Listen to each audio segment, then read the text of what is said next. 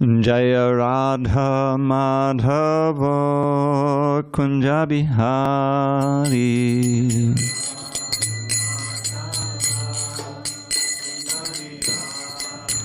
Jaya Radha Madhava Kunja Bihari.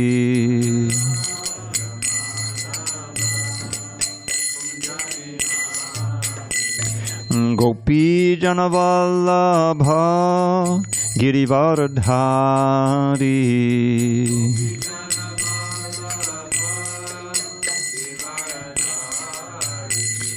Gopi Janavallabha Girivardhari.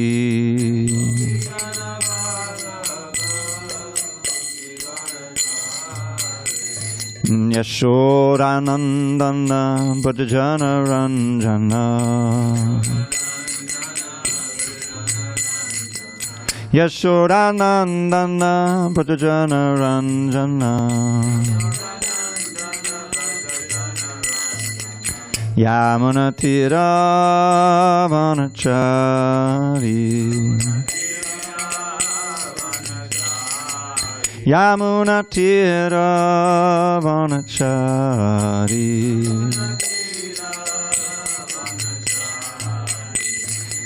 Hare Krishna, Hare Krishna, Krishna Krishna, Hare Hare, Hare Rama, Hare Rama, Rama Rama, Hare Hare.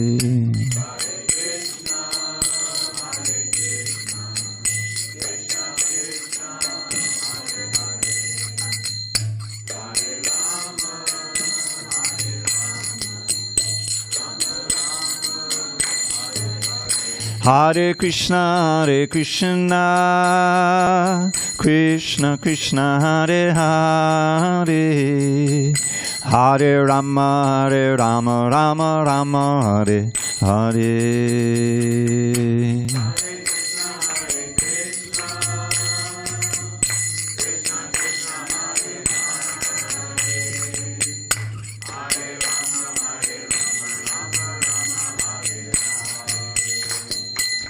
Hare Krishna, Hare Krishna, Krishna Krishna, Hare Hare, Hare Rama, Hare Rama, Rama Rama, Hare Hare.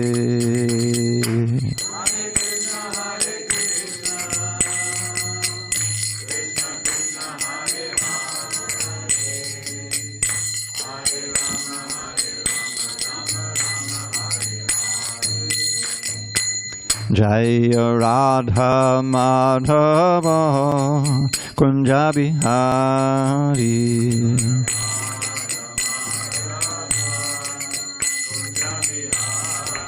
Jaya Radha Madhava Kunja Bihari.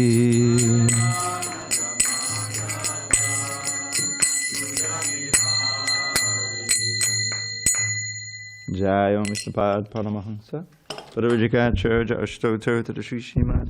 His Divine Grace Srila A.C. Bhaktivedanta Swami Prabhupada Ki Jai. ISKCON BBT Founder Acharya Srila Prabhupada Ki Jai. Jai Om Vishnupada Paramahansa Padavajikacharya Ashtotar to the Sri Srimad. His Divine Grace Srila Bhakti Siddhanta Saraswati Thakur Ki Jai. Ananta Koti Vaishnavinda Ki Jai. Namacharya Srila Haridas Thakur Ki Jai. Srimad Bhagavad Gita Ki Jai. Samaveda Bhakta Vrinda Ki Jai. All glories to the assembled devotees. All glories to the assembled devotees. All glories to Shri Guru and Gauranga. Om Namo Bhagavate Vasudevaya. Om Namo Bhagavate Vasudevaya. Om Namo Bhagavate Vasudevaya.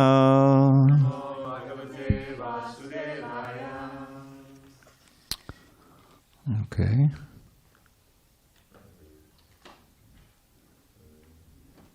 On this 16th day of October, 2023 in San Diego, we're reading from Srimad Bhagavad Gita as it is, translation and commentary by His Divine Grace A.C. Bhaktivedanta Swami Prabhupada. And I have text 51 at the bottom and 117.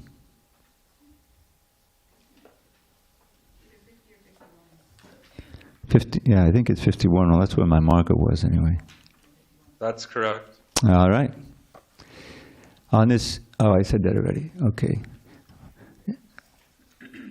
Karmajam buddhiyukta hi phalam tyaktva manishinaha janma bandha virimukta padam gachanti anamayam karmajam buddhiyukta hi bhalang chaktva manishinaha janma bandhavani mukta padam gacchantanamayam karmajam buddhiyukta hi bhalang chaktva manishinaha janma bandhavani mukta padam gacchantanamayam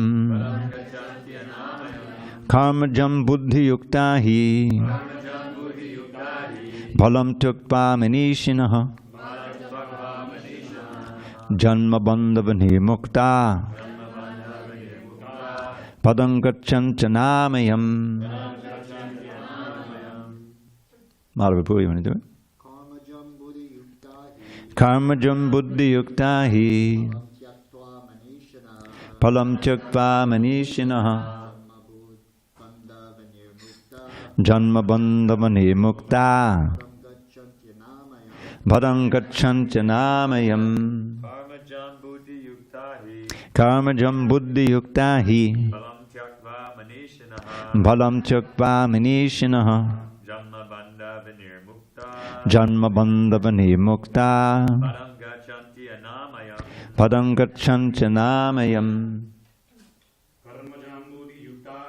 Karmajam buddhi yukta hi padam tyakva manishinaha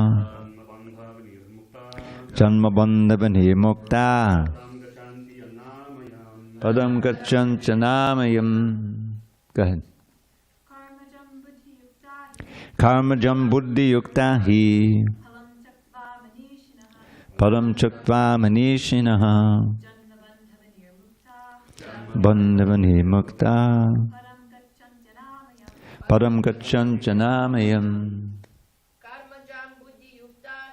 Karmajam buddhi yukta hi padam chaktva manishinaha janma bandhavani mukta gacchantanamayam. Anyone also here on the lady side? Okay. Anyone online? Chad. Karmajam buddhi yukta hi Karmajam buddhi yukta hi palam tyakva manishinaha palam tyakva manishinaha janma bandhavani mukta padam gachanti anamayam. Padam gacchantanamayam. Okay, word by words. Karmajam, due to fruit of activities. I'll just read them through, save time. Buddhi yuktaha, being engaged in devotional service. He, certainly. Palam, results. Tyaktva, giving up. Manishinaha, great sages or devotees.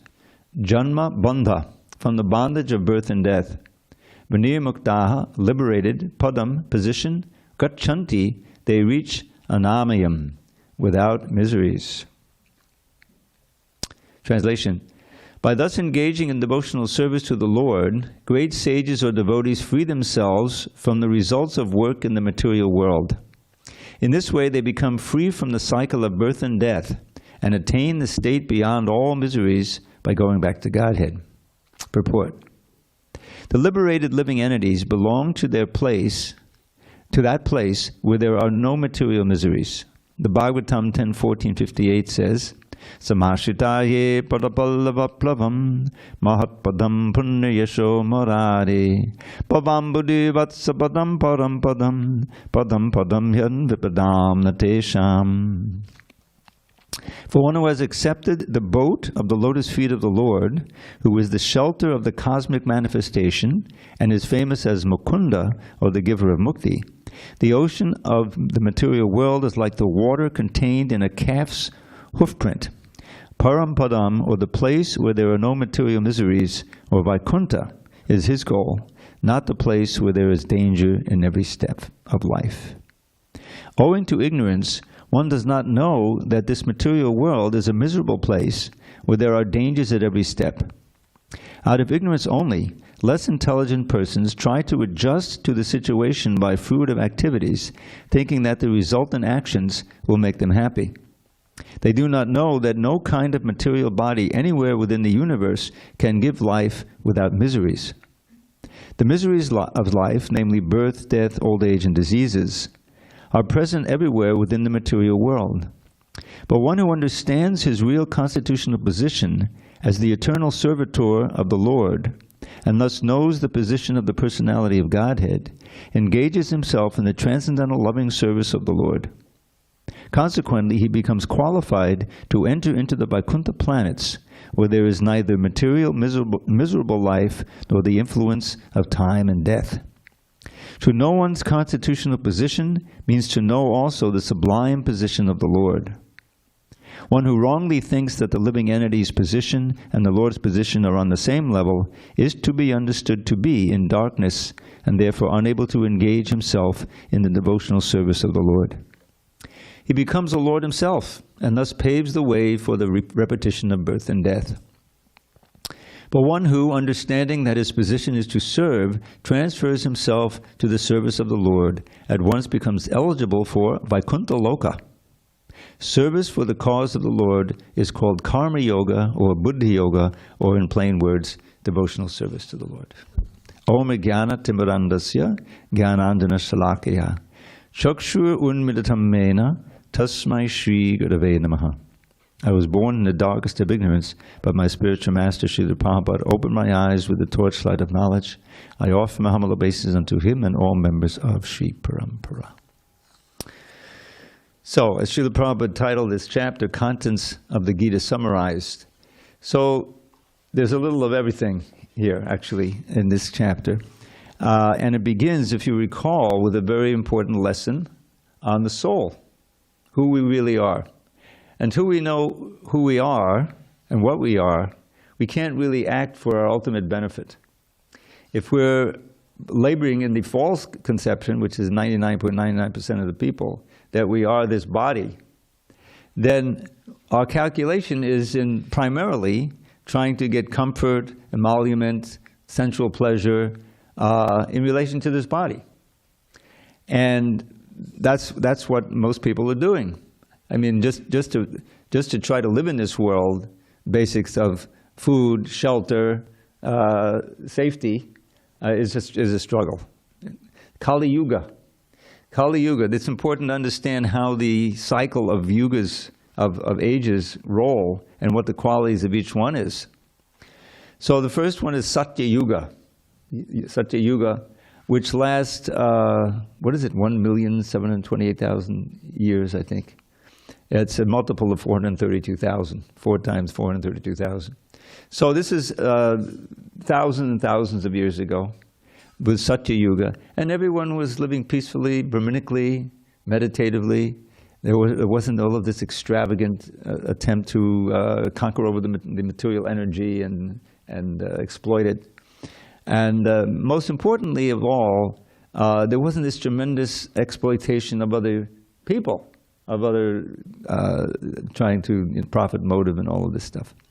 So it was very peaceful, and everyone meditated then. There was Brahminical qualities were very prominent and much more peaceful. But gradually, by the force of time, things deteriorated a little bit, and then we have the Treta Yuga, where more of the modes of passion and ignorance enter in.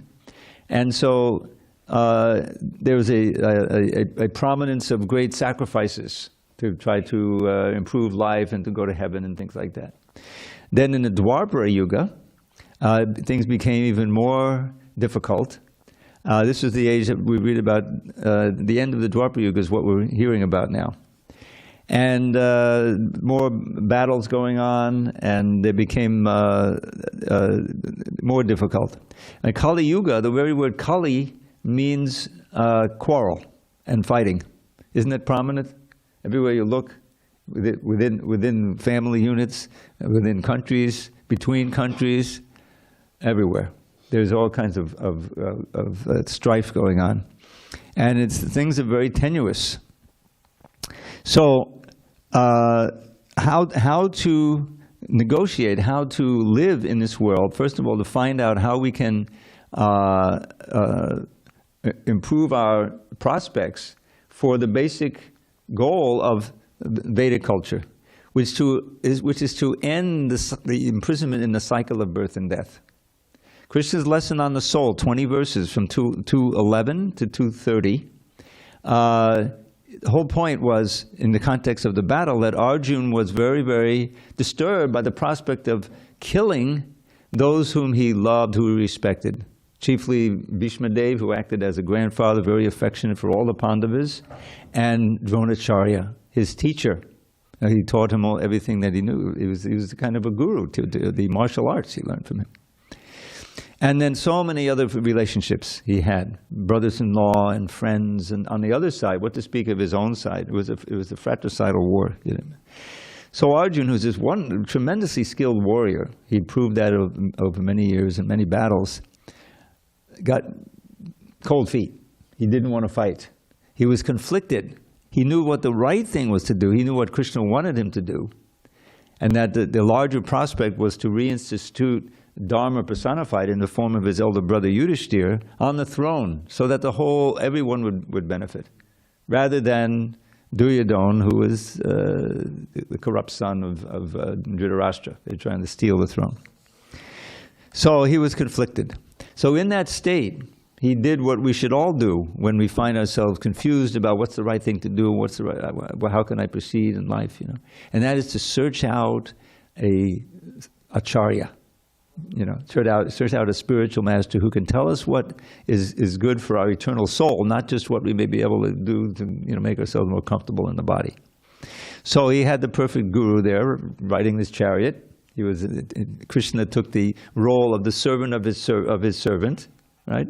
And he's the chariot driver, which is a menial position externally, anyway.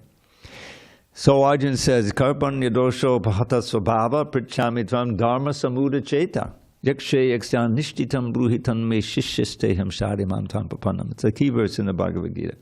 Arjuna changes the relationship from one of a friend, because you can argue from here to eternity with a friend and you really don't get anywhere. Prabhupada makes his point, you know. But now they are friends, but now he says, oh, I'm surrendering to you as a guru.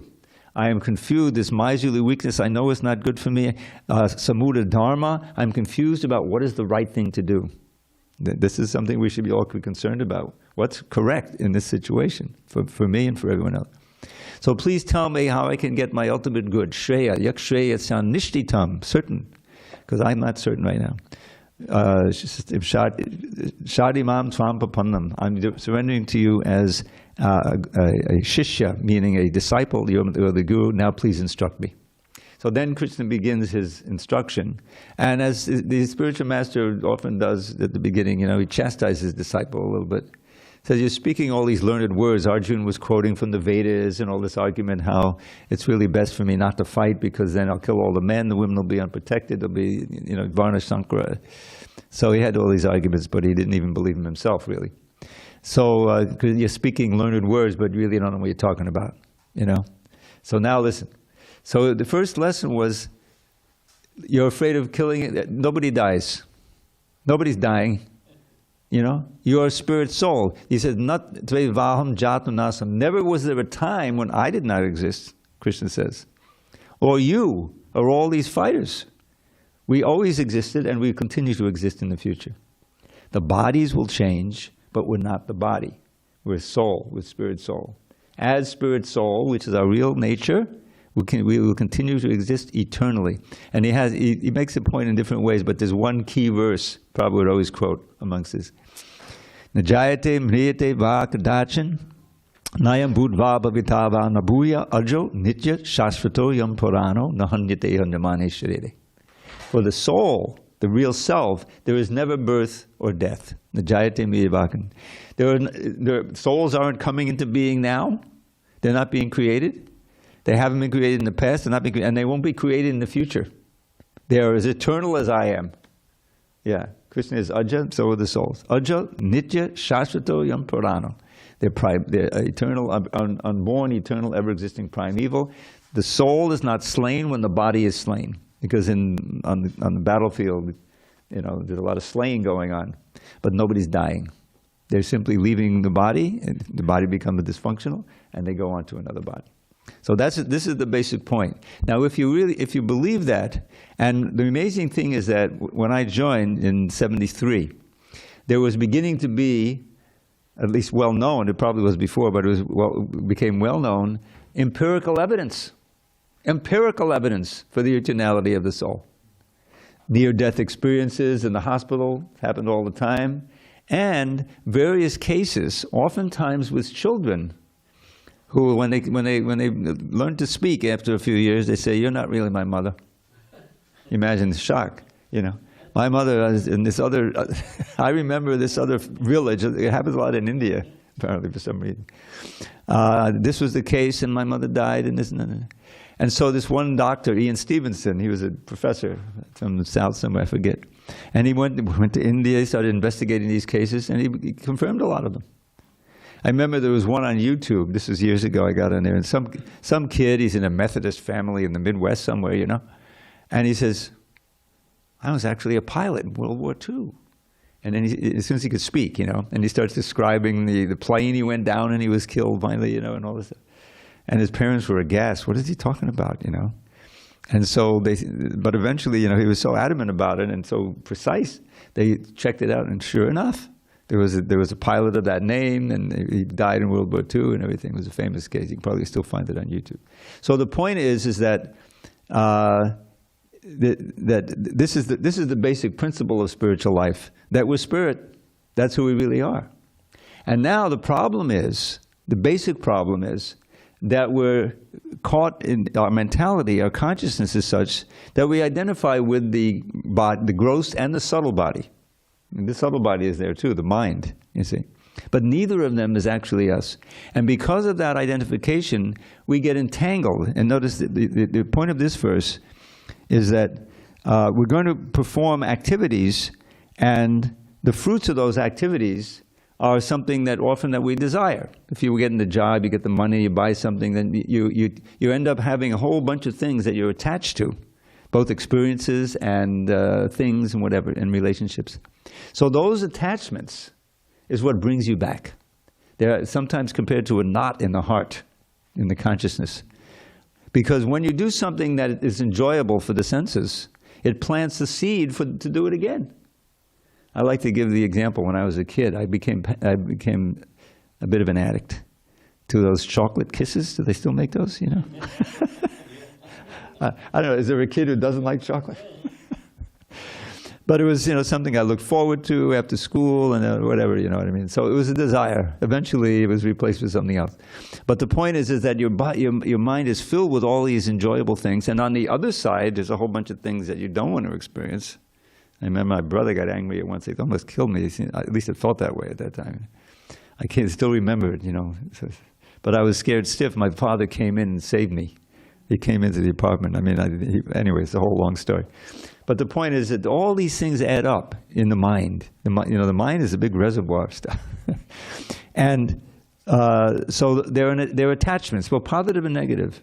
There are things that you're afraid of, you don't want to go through. Those are also, vrittis, we call vrittis in the mind. And all the enjoyments you had, and you want to try to repeat them. So here, Krishna is saying, karma jam buddhi yukta hi, that the things that are, karma jam means born of your karma, of your activity. Your intelligence, buddhi yukta, means linked to Krishna with Krishna consciousness. Prabhupada says Buddhi Yoga is another way of saying Krishna consciousness, but emphasizing the intelligence. Palam chuktva, you give up the fruit as much as possible. In other words, you make a certain amount of money and you use it. Okay, we'll give up a percentage of it, as much as you can, for Krishna. Then that attachment will be drawn to Krishna. You see, your mind will be, and you'll be given, you won't be attached to the money, you'll be attached to Krishna. Because you appreciate, So Palam Tukva Manishina, those who are intelligent. Then what's the result? Janma bandha nirmukta. Here this word bandha is the same word in English and Sanskrit. Bondage. The bondage of birth and death, he says janma for short. If you die, this basic principle, I'm just working on chapter 8 for the Bhagavad Gita, going through and checking.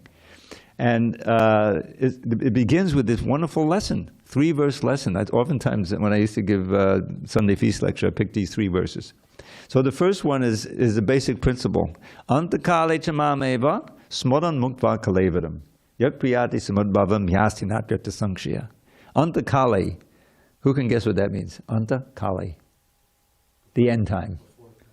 No, the end time of your body. It's the time of death. At the time of death, if one who remembers me certainly comes to me. Smodan means remember. Muktva kale. Muktva means giving up the body. Yak priyati samadbhavam. They come to my nature, to the spiritual world. There's no doubt about it, Krishna says. Then he gives the general principle, which is very important for us to understand. Yang vapi smarang bhavam chajachante kalevanam tam tameva dikonteya sadatud bhava bhavate. Whatever is the most prominent thought in your mind when you leave the body, and we're all going to leave the body at one point, that will determine your next birth. So now the question is, okay, what can I do between now and that time so that I get the best next birth? I mean, that's a good logical idea, right? And that's what the whole idea of Krishna consciousness is. So Krishna here is like saying that one of the main points is not to become attached to the fruits of your activity, because those form a whole entangling web that bring you back again and again. You see, because you're attached to this. Oh no, I'm going to lose this. I'm losing this. Because I'm so attached. Well, that desire will bring you back again to a similar situation where you're again in a body, birth, old age, disease, and death. So this is the basic principle. If you can become detached from the fruits, live as simply as possible, and cultivate Krishna consciousness, so that your desires are being more and more engaged and satisfied by the activities of Krishna consciousness. And this is the I don't want to say magic, but the transcendental truth of anyone who really takes up the process. And Lord Chaitanya, who's Krishna himself, he has made the process so super easy in this life. You don't have to wander off to the Himalayas. You don't have to practice great austerities to try to, tamp down those desires that you've been cultivating for thousands of years. No, it's chant Hare Krishna. This mantra. I don't want to say it's a magic mantra, but it's a spiritual mantra. It's a tremendously powerful mantra, and it's right in the Upanishads. Upanishads are the ancient writings in the Vedas. The crown jewels of the Vedas are said to be the Upanishads.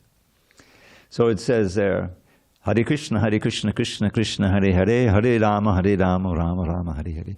Iti Shodashakam Nam Kali Kalmashanashanam Natak Padataropaya Sarva Vedeshu Drishyate.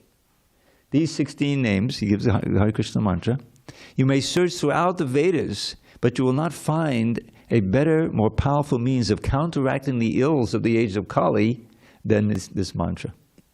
And Lord Chaitanya, he came and he manifested this with this Sankirtan. The mantra had been chanted, mostly in japa, I think, but now massive, congregational chanting. It becomes even more powerful. There's something called Taurya Trikena. Does anyone know what that is? Taurya Trikena.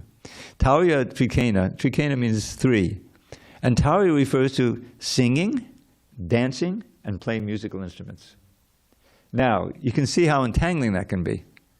Has anyone been to a rave lately? I mean, I haven't, never concert. In my day, 68, 69, massive concerts, rock concerts, right? Very entangling. Dancing, singing, and playing musical instruments. So that very dancing, singing, playing, Lord Chaitanya said, let's make a, kirtan out of it. And so that chanting and dancing and singing and absorption in the holy name is very powerful and very quickly effective in bringing you on the spiritual platform. And you find that, often when you first start coming in the kirtans, well, I was in a bad mood, I'm much, feel better now. That's not bothering me so much, And you find that you want to explore what's the philosophy behind this mantra, and so forth. So that's what the Bhagavad Gita is. And ultimately, because here he's giving the basic motivation now, which is universal, whether you're a Mayavadi or impersonalist or Buddhist even, anyone, is to escape. Get away from this birth and death and old age and disease, birth and death, around and around. We've been going for millions of times, oftentimes not in human bodies, but facing that. And whatever you experience in this life, oh, so present, it's all going to be gone at that moment of death, and you'll be dragged off, and who knows, depending on the quality of your work. So here Krishna is saying the best thing you can do, whatever you do, give the fruits to me. Palam tyakva. Here he says, give them up. Janma bandha, and that's become free from the bondage of birth, and the birth stands in for birth, old age, disease, and death.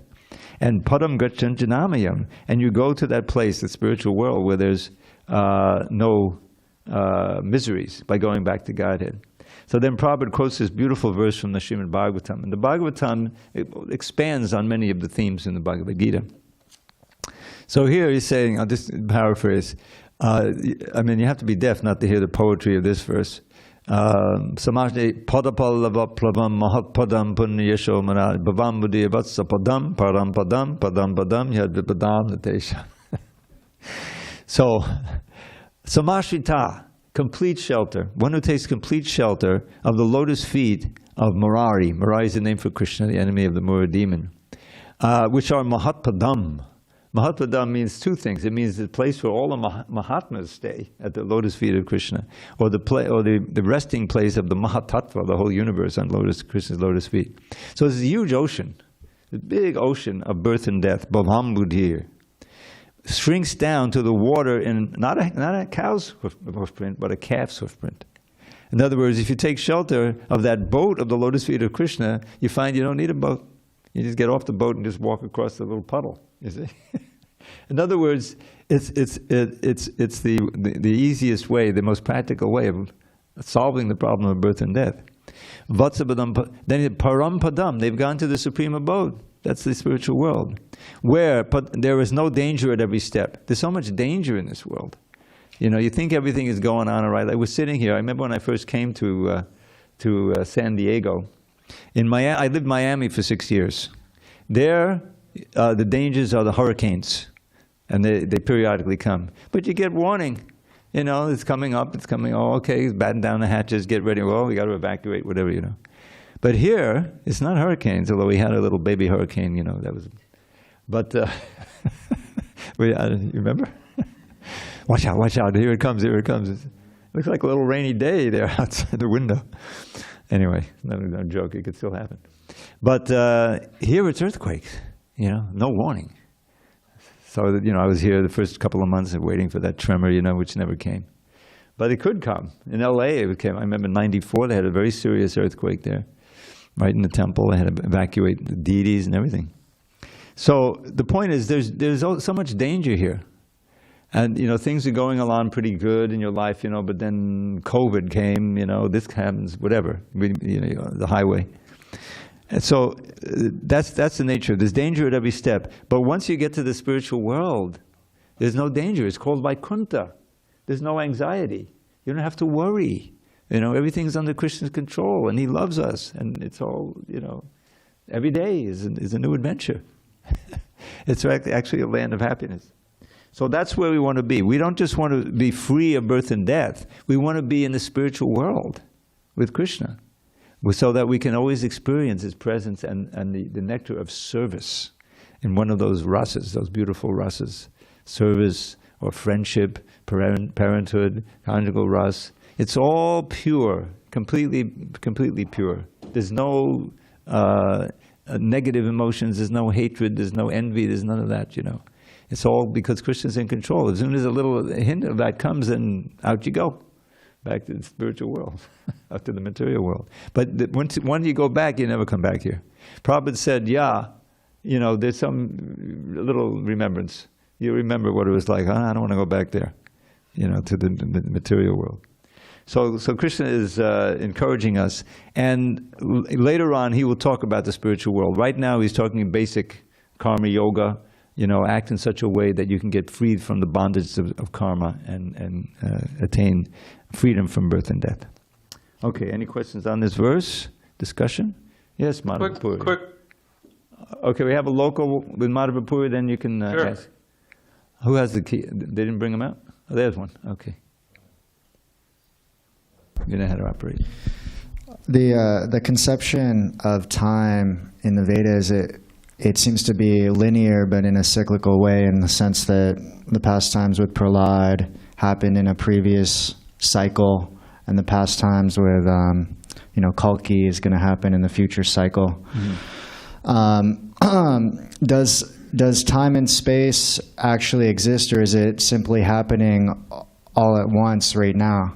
Like, for example, if you were to play a DVD, when you play the DVD, it seems like you're going forward, you're in time and space, but in reality, it's just one spot on the DVD. And you can stop it. Right.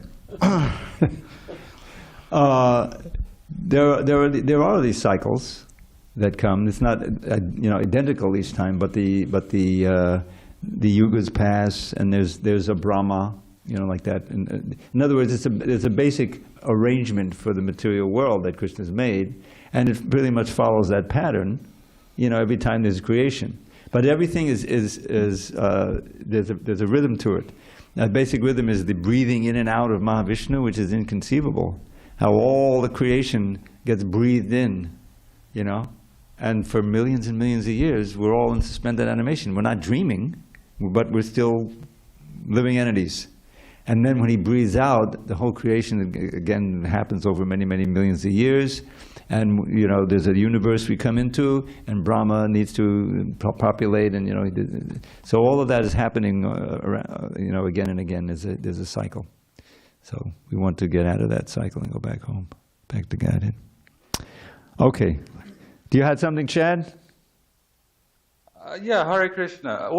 Okay, the mood of love for Krishna as the Father, where does that fall in the rasas, or is it just foundational? Well, generally, you have these five basic rasas. There's the Shanta ras, where it's almost like you'll have what would be an inanimate object of everything's alive in the spiritual world, like the flute is said to be a Shanta ras. It doesn't actively serve, but Krishna can pick it up, and then it gets to do service, you know.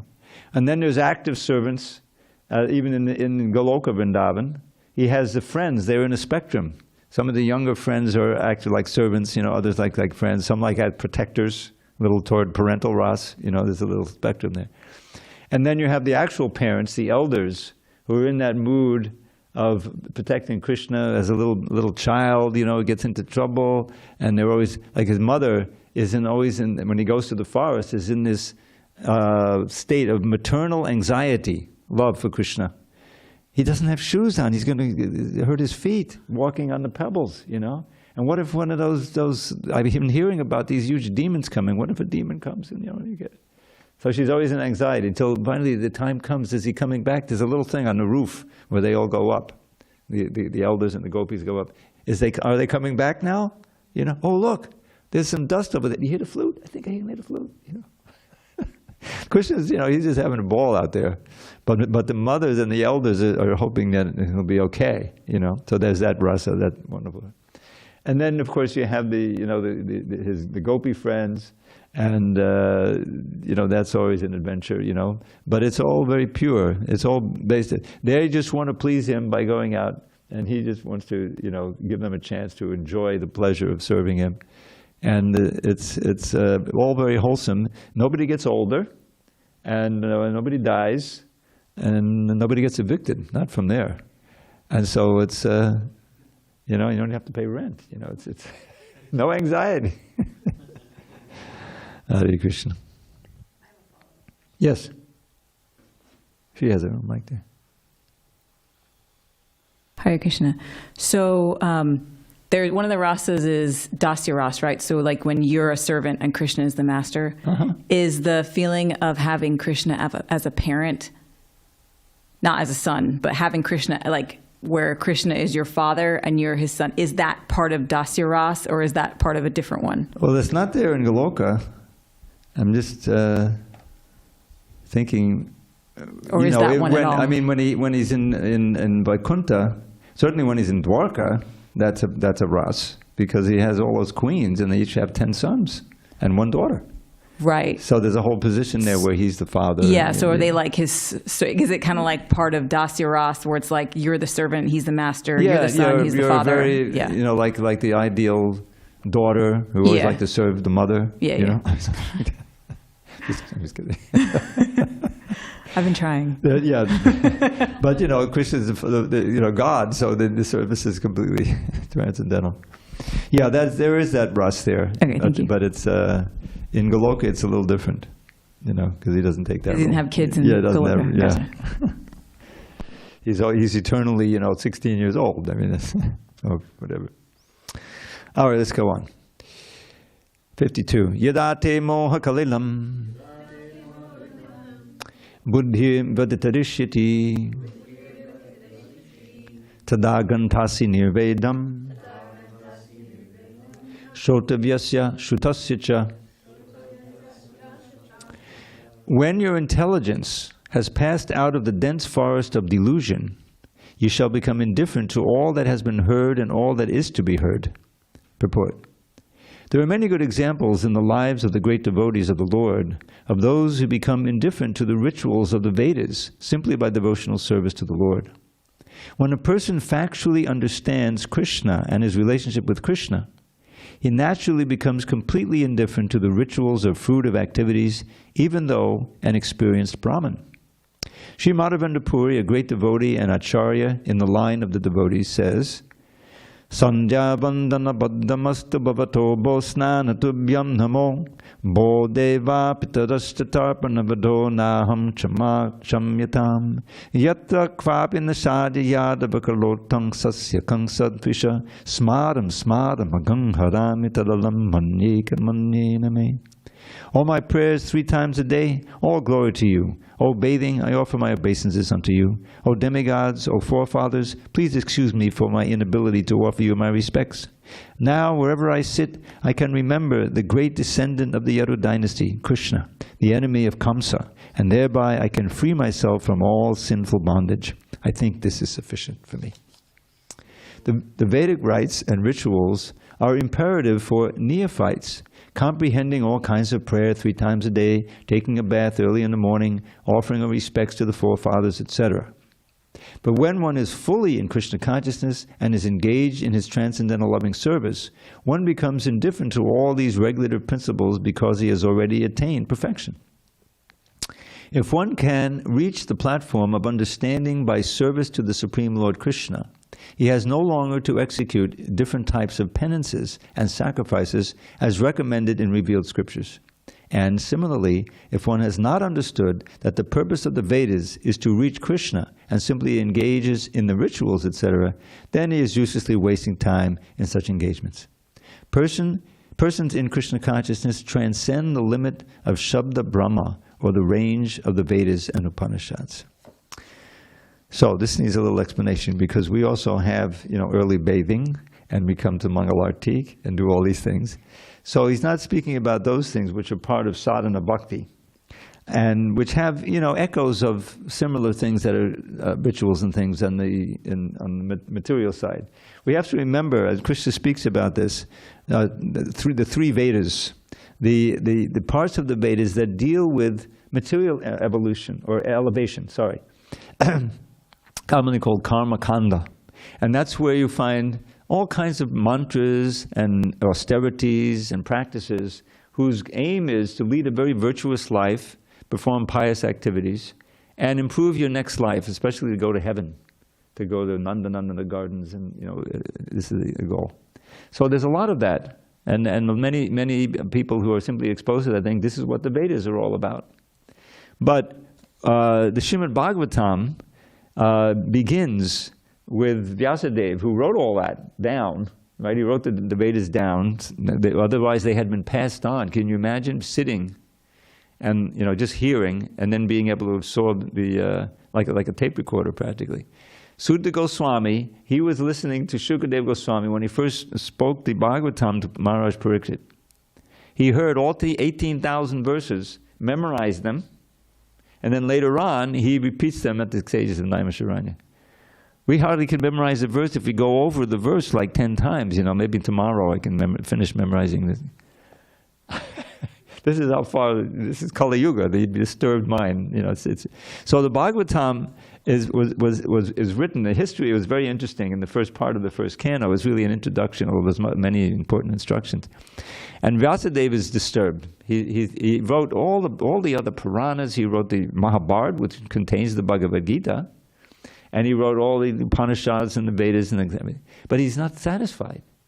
He says, is there something else? Why am I not satisfied completely? So his guru comes. Who remembers who his guru is? Narada Muni. He comes in every canto many times. So he comes and he informs him. Vyasadeva suspected it, and Narada confirms it.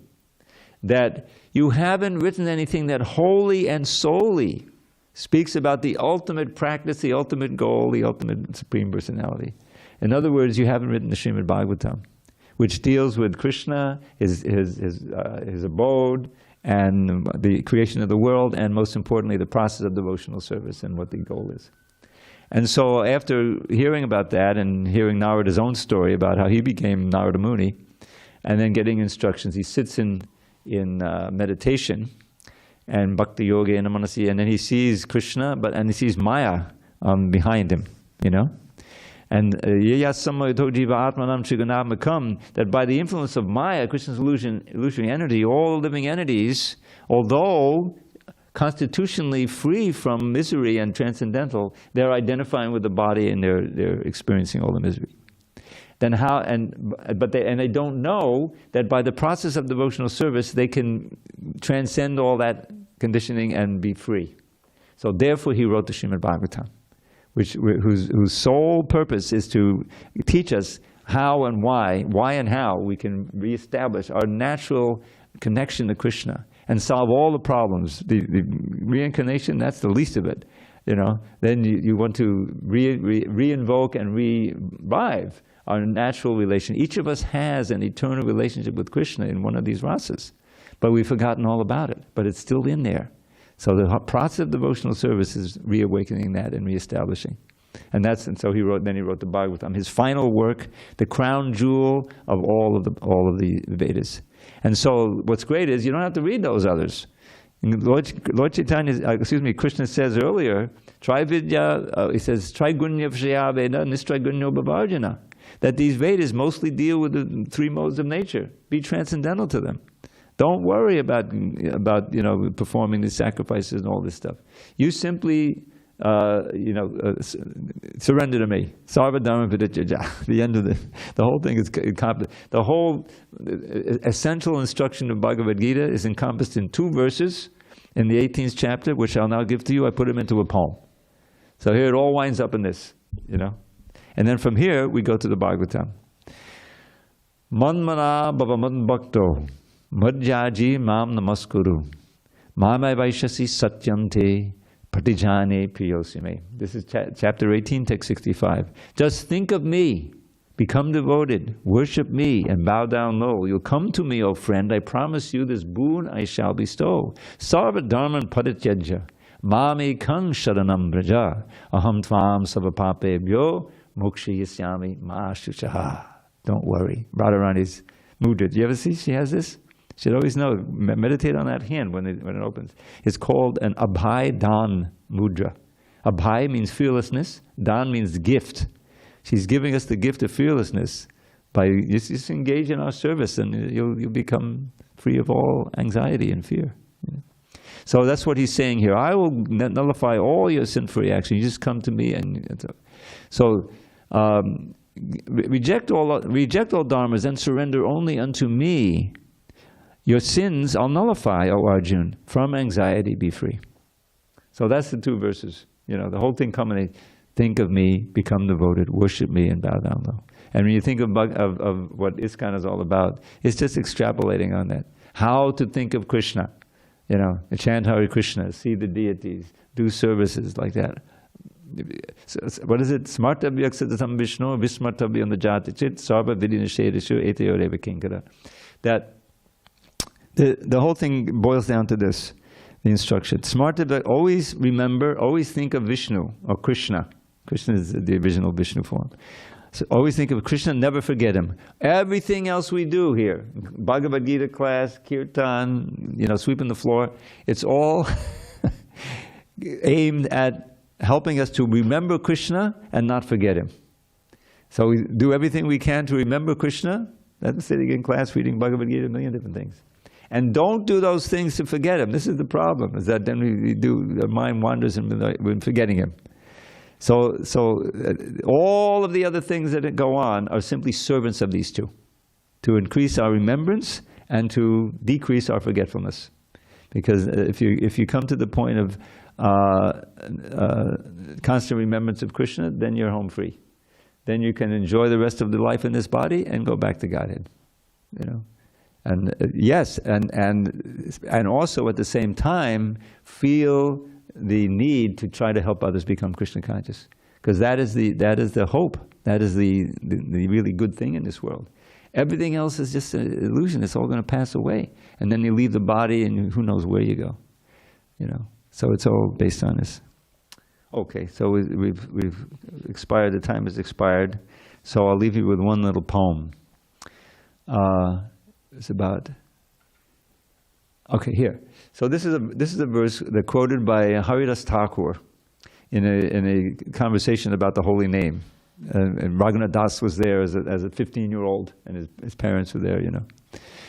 So this verse explains how just chanting one name purely, you become liberated. That's how powerful this holy name is. So it has a really far out meter to it.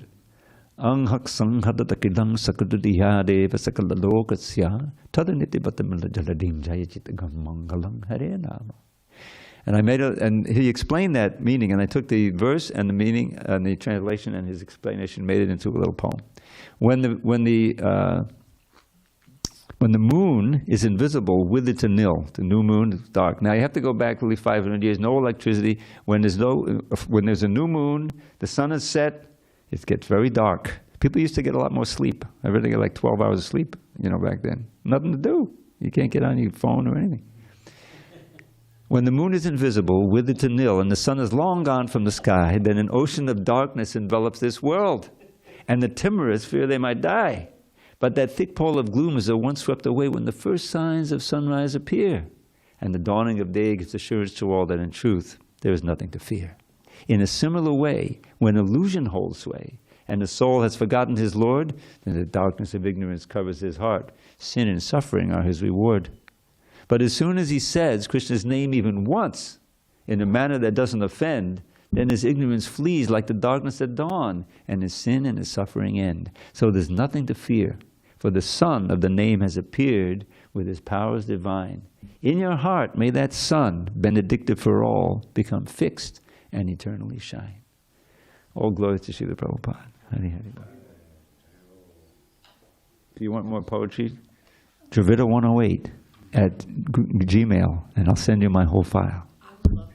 Yes, you just send me an email. Okay. Ask one of the, she knows, you can